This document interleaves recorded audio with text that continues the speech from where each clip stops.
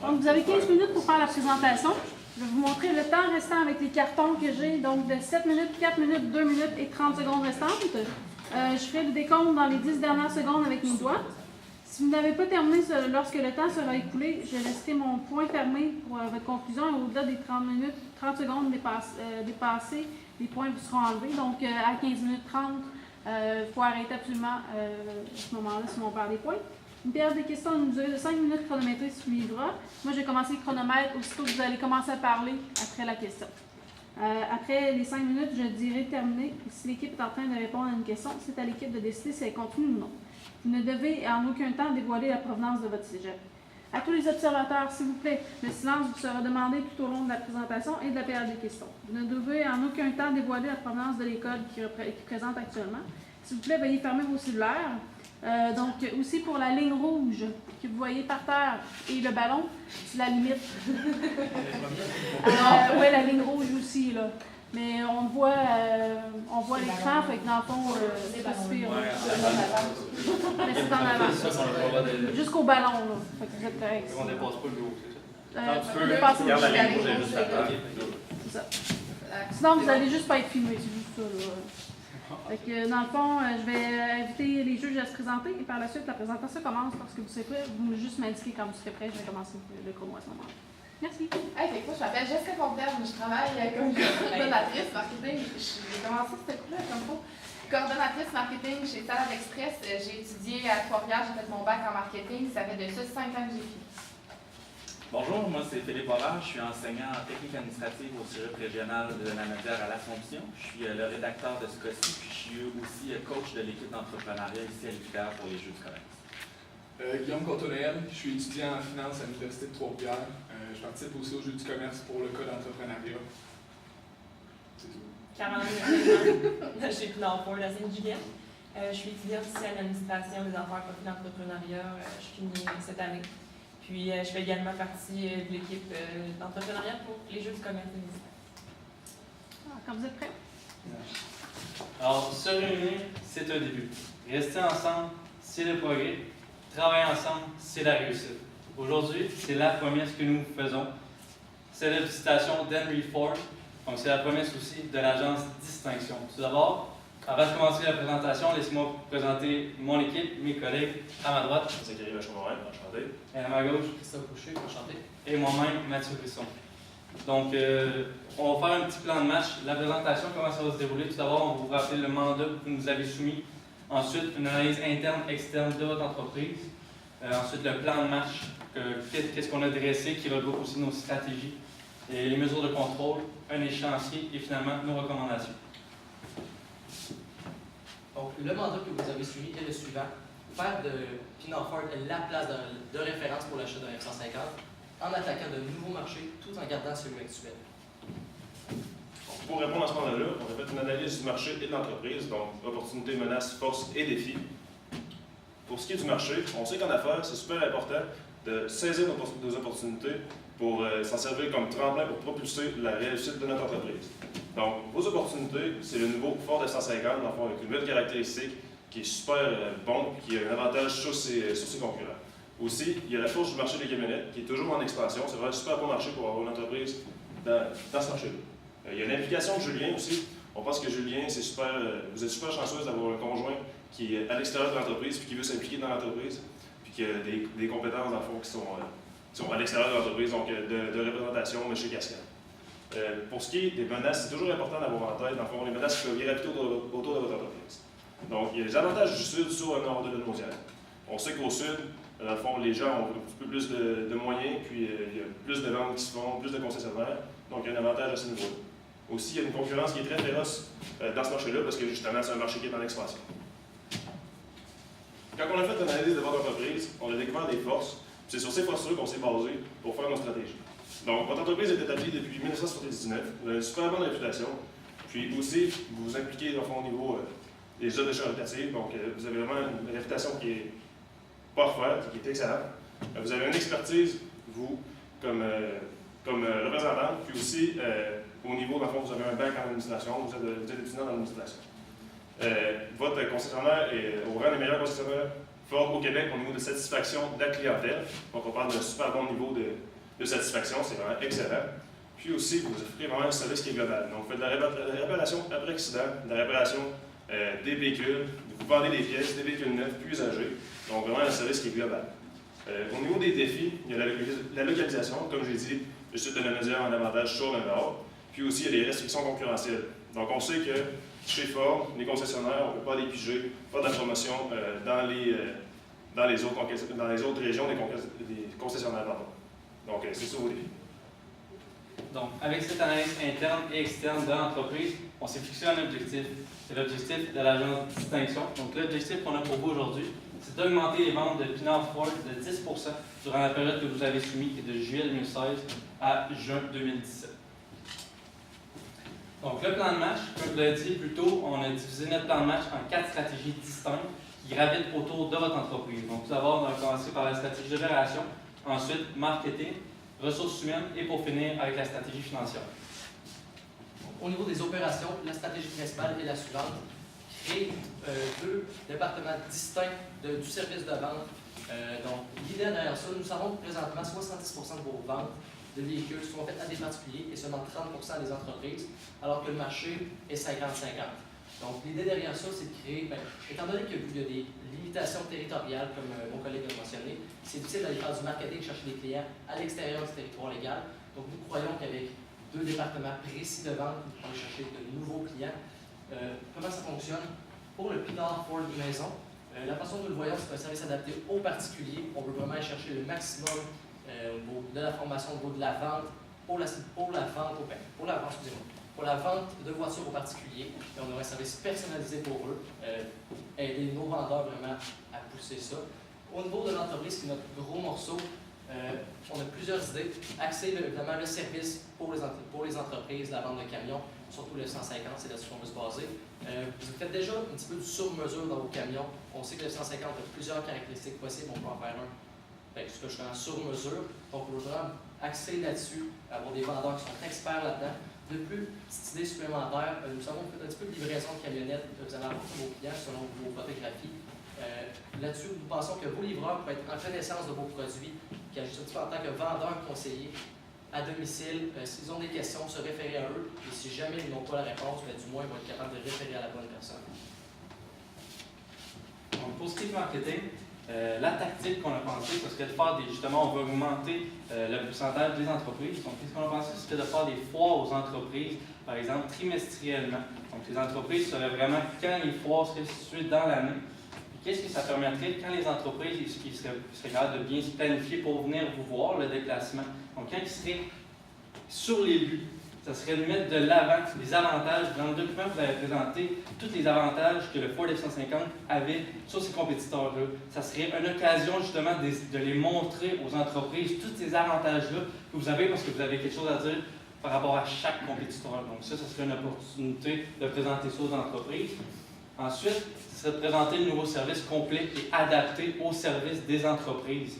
Donc, par exemple, on pourrait faire des kiosques sur mesure qui seraient vraiment disponibles pour répondre à ceux-là on voit des fois que vous avez pallié un projet un petit peu plus précis selon un de vos clients. Donc ça permettrait justement à ceux-là qui sentent un petit peu que c'est particulier leur situation. Donc, pour aller au kiosque, puis vraiment la personne qui serait là à leur disposition est spécialisée pour vraiment répondre à toutes leurs questions qu'il y aurait pour leur cas particulier.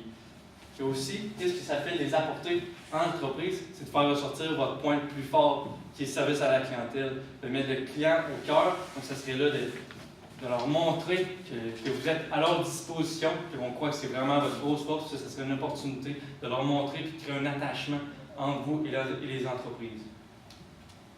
En ce qui a trait aux ressources humaines, on sait que Julien, justement, a une expertise dans le secteur industriel. Côté, il est représentant. Donc, on pense que peut-être si Julien est intéressé, c'est vraiment une option si lui, ça l'intéresse.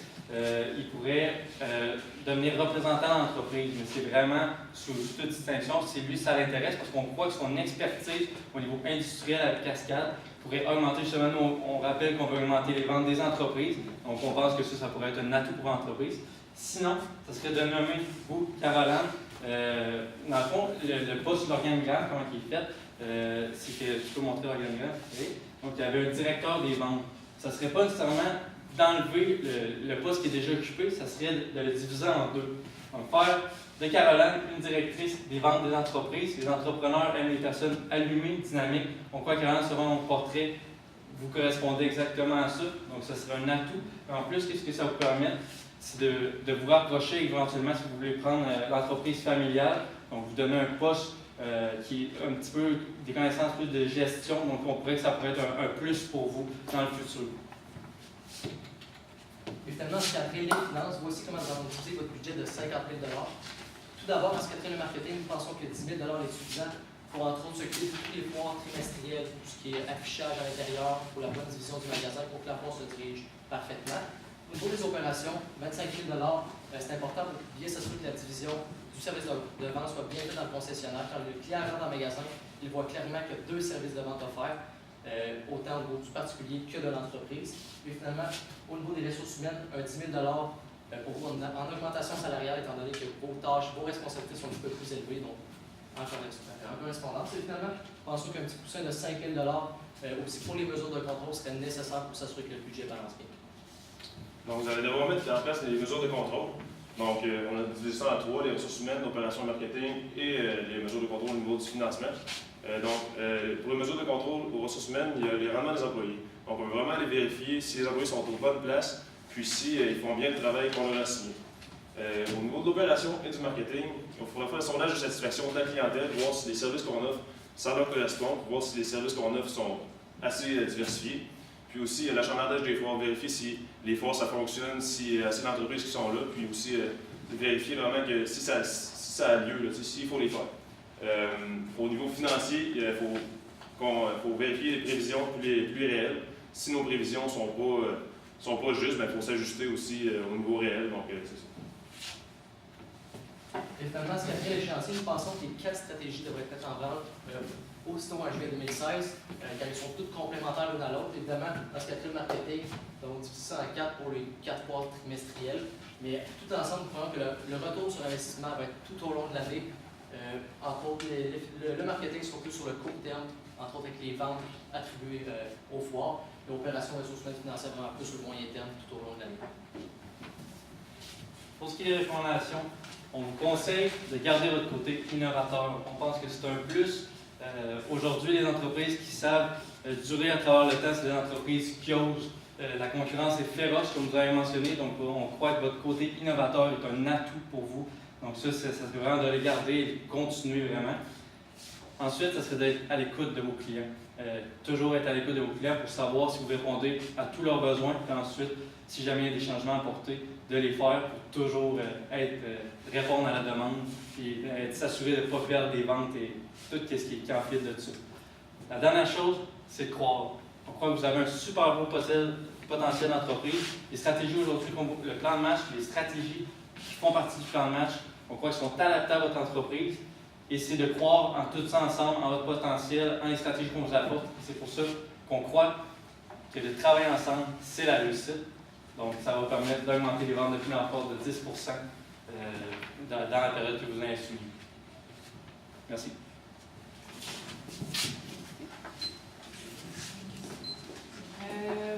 Dans les foires qu'on va faire avec vous, dans le fond, comment je vais faire pour attirer mes clients? Parce que là, je vais aller faire les foires dans les diverses foires commerciales. Et comment je vais faire pour les attirer?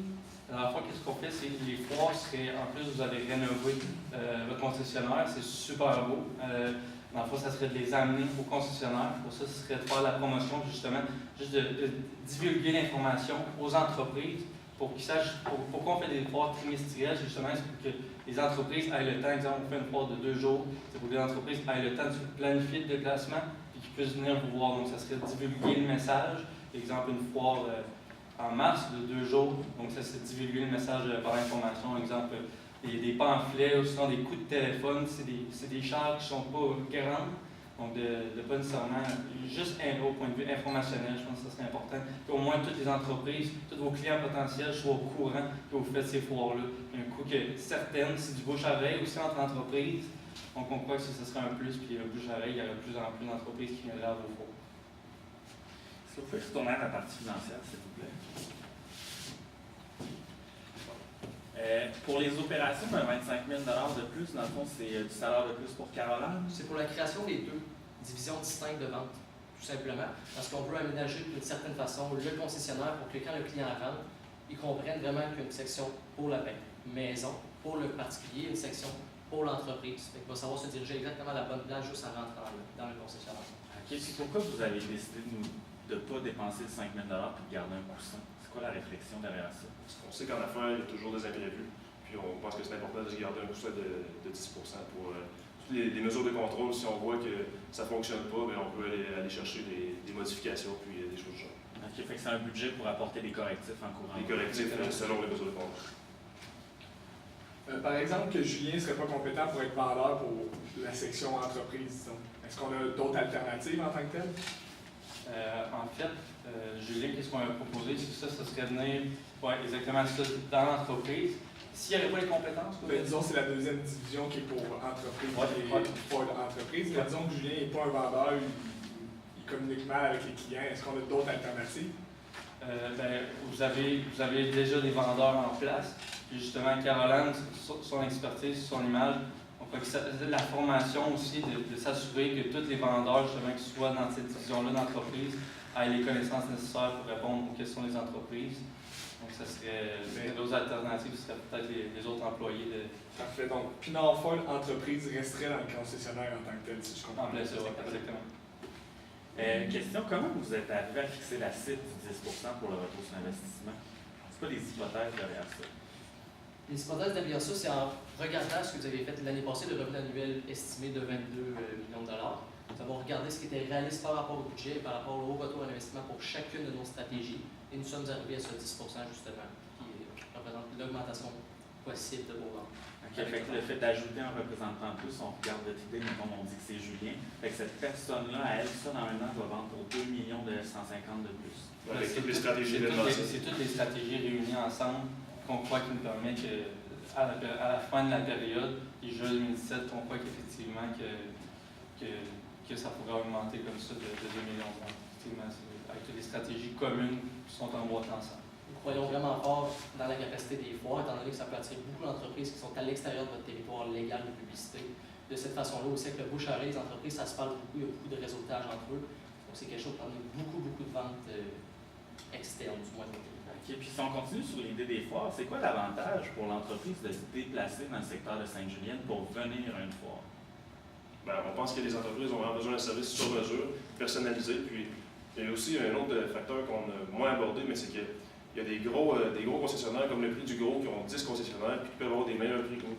Mais nous, on est vraiment disponible pour le client. Donc pour ce qui est du sur mesure, on est vraiment là pour le client. Puis on pense que c'est vraiment ça notre avantage. C'est vraiment là-dessus qu'il faut jouer pour aller vendre le plus possible des camions Ford parce qu'on ne peut pas jouer sur, par exemple, le prix. C'est pour ça qu'on s'est vraiment basé là-dessus. Donc ils vont se déplacer pour avoir des conseils sur mesure. Puis pour votre proximité avec le client. OK, fait qu'on vend plus le service que le prix. Exactement. OK. On croit que c'est une de vos grosses forces, le service à la clientèle. Puis moi, j'ai une question. Les foires, dans le fond, 10 000 pour organiser comme 4 foires. Vous pensez que c'est un budget réaliste pour une année? On croit que pour la première année, éventuellement, si les foires ont des retombées au fil plus à long terme, on croit que ce budget-là pourrait peut-être augmenter justement pour les enrichir, ces foires-là. Mais pour l'instant, 10 000 considérant le budget de 50 000, on croit qu'avec 10 000, on est capable de faire des installations intéressantes pour quand les entreprises viennent nous visiter avec 10 000 ça va être intéressant pour les entreprises que ça vale le déplacement, donc vivre une belle expérience, aménager le concessionnaire avec 10 000 C'est terminé, merci. Merci. Question?